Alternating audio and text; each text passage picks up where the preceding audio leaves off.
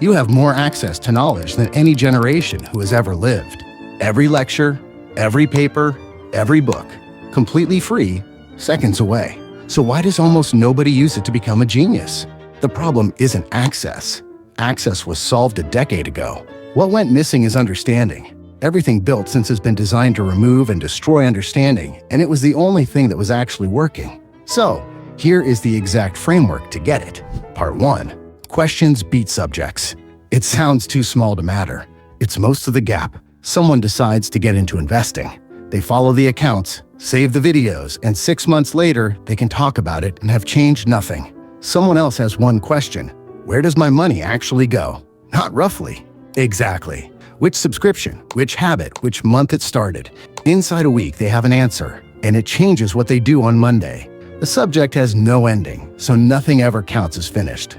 A question ends, and it filters the second you have one. Most of what's in front of you becomes obviously irrelevant, and skipping it isn't laziness, it's aim. People who teach themselves anything aren't doing more than you. They just know what they're looking for. Part 2.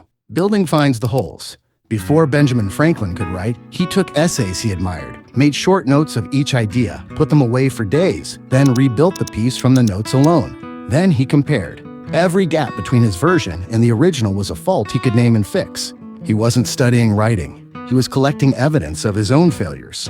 Reading feels smooth precisely because somebody else already did the hard part. The moment you have to produce the thing yourself, a page, a plan, an explanation to a friend, the gaps arrive instantly, and they arrive with addresses. Reading tells you what you recognize. Building tells you what you know. Part 3. Go upstream. You already know the 10,000-hour rule. You heard it from a video that got it from a book that got it from one study. Go and read the study, and you'll find Anders Ericsson, the researcher behind it, spent years trying to correct it. He'd studied violinists at one academy in Berlin. The best of them averaged 10,000 hours by the age of 20, and plenty had done far less. And the finding was never about the hours. It was that most hours don't count. Only the ones spent slightly beyond what you can manage. So the famous version says grind. The study says most of your grinding is decoration. Same research, opposite instruction. Downstream doesn't leave you slightly wrong. It leaves you confidently wrong. And the easiest way to go upstream is to read self-help books.